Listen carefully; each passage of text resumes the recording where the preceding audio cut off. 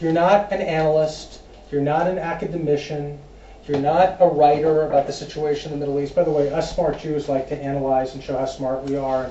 But sometimes, the diplomats have to keep it simple and just get across what the value is and communicate it in an undefensive, proud way. It's also transparent. That's a shift that I hope I made clear here, to be more honest, that it's not all perfect.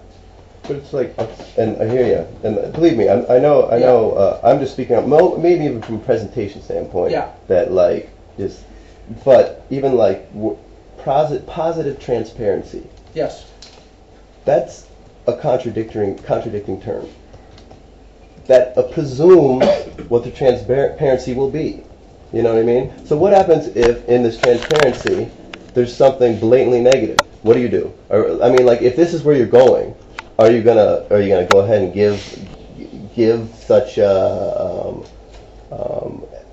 ammunition to enemies?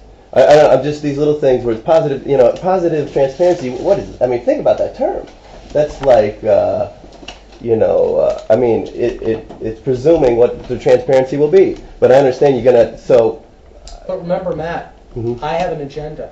I know. I hear you. My agenda is to put a pretty face on this country. Right. Now, around the edges, I'll admit, there's a pimple here, there's a pimple there, there's a pimple here. We're dealing with it. We're taking Clearasil. Hopefully it will work. If it doesn't work, I'm going to go to a top dermatologist and get it fixed. Right. But by and large, Zimayesh, this is what we have, right. And it's something that we can embrace. Yeah. It's something that we can share.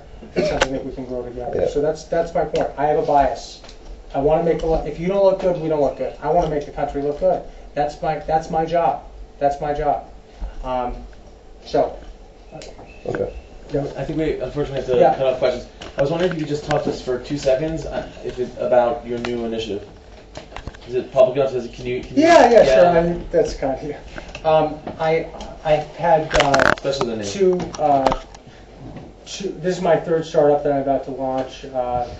I'm a client service guy, as I mentioned, so it's not a startup in typical way, but it is a startup, and I serve startups. My first company was called NYPR. Second company, Real Biography, that's still around, doing web video from a biographical perspective, but you can get online, REEL Biography, 2 E's. We do video blogging, podcasting, that kind of stuff as well. And the new company will be called Thunder 11. Okay, it's based on a theory that was developed by Marshall McLuhan, the Canadian media theorist. And in his book in 1968, the media. Yeah, he wrote. He's the media, the message, etc. He wrote a book called War and Peace in the Global Village, and he talks about human history being divided into 10 thunders. I think you know where I'm going. Thunder 1 is man grunting outside the cave and just uttering trying to put words together. I'm jumping forward. Thunder 5, the printing press. Now, Thunder 9, the airplane. Thunder 10, television. This was in 1968, and he stopped at Thunder 10.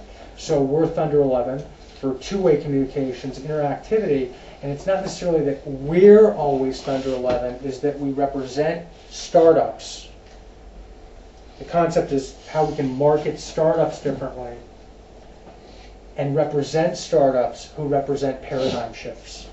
So with that kind of audacious, slightly grandiose kind of point of view is what inspired me to just throw this material together to challenge myself, who's often, like I said, I began with my conversation with Aaron. By the way, we'll be based in Cambridge, Mass. Please visit One Cambridge Innovation Center, a place where a lot of startups are. I hopefully like to work with some of the right Israeli companies and organizations too.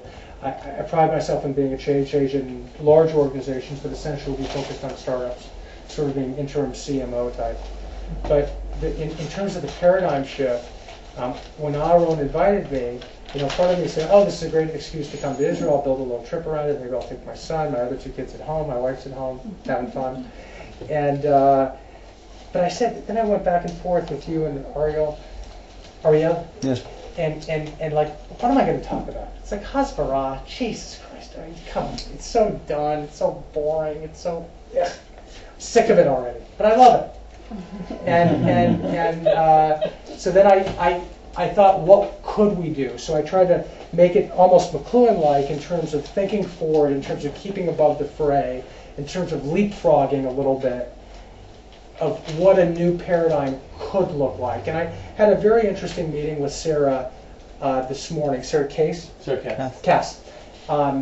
Wonderful, intelligent woman. And I started telling her a little bit about these 4 pillars that I want to build it on. And we're definitely going to be in touch. And I also said that I want to, talk to the group. If there's anything here that resonated, maybe it's only one idea, right? Maybe it's just one, maybe as an outgrowth we create the C2C diplomacy initiative. And that's all we do. We just take one thing and we grow it. Or maybe there are people inspired enough to go to some of the Machrim in North America that are obsessed with Hasbara, right? You know that this is OCD for the Jews now, is Hasbara. That's the highest form of OCD, or the lowest, depending on how you look at it. And how come Israel isn't perceived well? How come we get bad press? Oh my God. So this is something that is designed to deal with that from perhaps a different way. And really enjoyed talking to you guys this morning, and thank you so much for Ariel and Before we break up, we have an 11:45, everyone hang out for 1 second. We have an 11:45 fellows only meeting here. I want to just introduce a little bit around the room some of our fellows and members. Matt Barr, you heard about doing Bible raps, building a curriculum and attendant materials for young Jews. This is Josh Poritz, hacker extraordinaire, building a Facebook application that's going to be rolled out for student clubs and project management, first of its kind on Facebook. I'm glad that I didn't hear this before, because then I would have been really nervous. I'm talking to all you with the interesting stuff you're doing. Moises Bassan, a programming backend. Here we have Rom Gurel. Rom runs a nonprofit initiative called the Nes Tzion. It's aimed at Israelis. Miriam, we spoke to. I don't know that much about it, but I understand you do marketing as well, right? Okay. Ailey is a teacher at Pardes and a student. Recently, you just finished at Hebrew, right? Or you're still at Hebrew? Just finished.